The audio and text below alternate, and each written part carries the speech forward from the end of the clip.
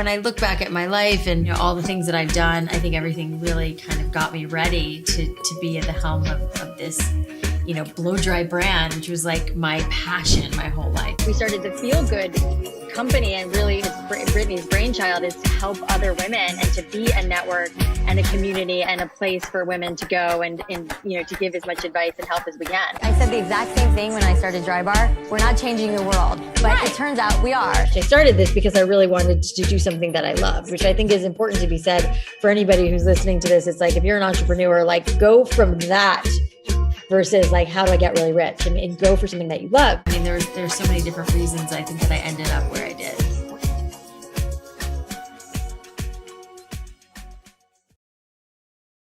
Oh, there you are. Hi, Jeff. Hi, Alli. Good morning. Good morning. How are you? I'm doing wonderful. Thank you for joining me to talk about your new book, The Messy Truth: How I Sold My Business for Millions But Almost Lost Myself. Congratulations. Thank you so much. Thanks for having me. You co-founded a company in 2010, Dry Bar, and it exploded into a national brand and a tremendous success. But behind all that success, you called it messy. So could you tell us about it? Yeah, I mean, I think, we're all, there's a little messy behind all of us, right? I mean, this book really highlights the journey and the success and so many lessons that I learned along the way, growing this massive and this massive business and scaling it and ultimately selling it. But, there was what was happening kind of behind the scenes, which was divorce and rehab and depression and stuff that most of us deal with on some level at some point or another. And so the book really highlights all of it, and my personal journey, through all the ups and downs and highs and lows and all the messy truth of it all. Well, you call your book Memoir Meets Business. Well, what happens when your personal life and a growing business collide? What gives? Yeah, I mean, it's a good it's a good question. I mean, it's hard to when I think back, trying to keep it all together and trying to not, disappoint my family, disappoint the business. It was like it was really tough, and I was really lucky to have.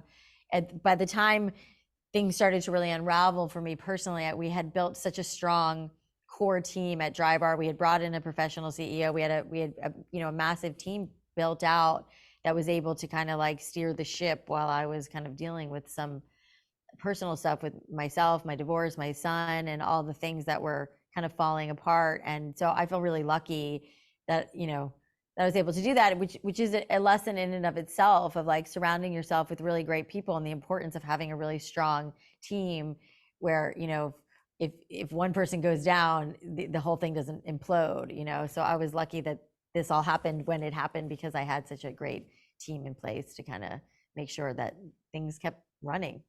Well, things kept running, but you said you presented yourself publicly with a highlight reel, with a best of filter, but things were falling apart. Was there anything that you did privately to try to keep it together? I mean, did you read something? Yeah, I mean,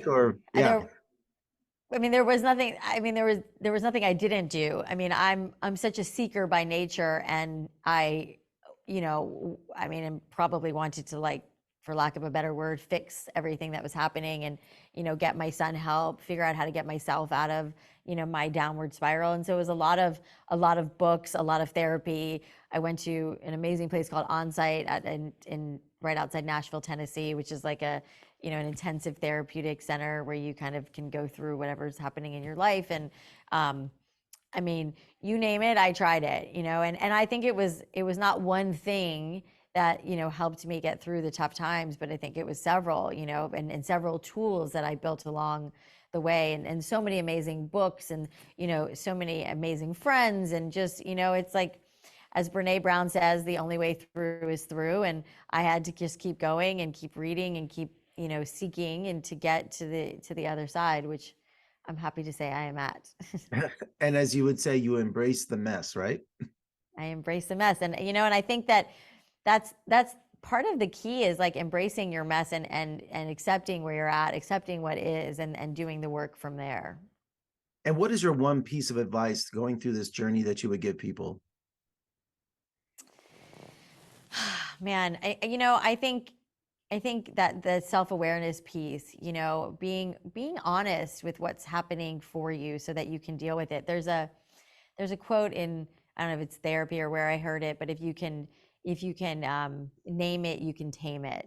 And I always loved that of like, let's talk about what's really going on so we know how to deal with it and we can move on from it, which is really true in business, right? It's like, for me, I tended to avoid tough conversations and would let things fester inside, which we all know is not healthy. And I think we, as leaders or just anybody, we tend to do that. We want to avoid the uncomfortableness, like avoid those tough situations, those tough conversations that we're not having. But it doesn't work, and it leads to a lot of pain. And so, for me, I learned that the hard way. And so my advice is like, deal with the thing, get in there and rip the Band-Aid off and deal with what's uncomfortable for you. And would you feel that writing this book was therapy for you? Like, what do you hope that readers 100%. Away from the book? Yeah. Yeah, I mean, I think that it's like showing that things can be really great and things can be really hard all at the same time, and that you have to just keep going and keep trying and keep getting up and putting one foot in front of the other. And I hope that my big hope for the book is that people read it and feel really inspired to go do that thing, take the step, go try the business, ask for the promotion, whatever it is. There's been so many books along the way that have inspired me to do that, and to get off the floor, to get back out there, whatever it is. And I hope that is what resonates for people with this book as well. Well, Alli, congratulations. An amazing journey. And I appreciate your time this morning, and best of luck with the book. Likewise. Appreciate that.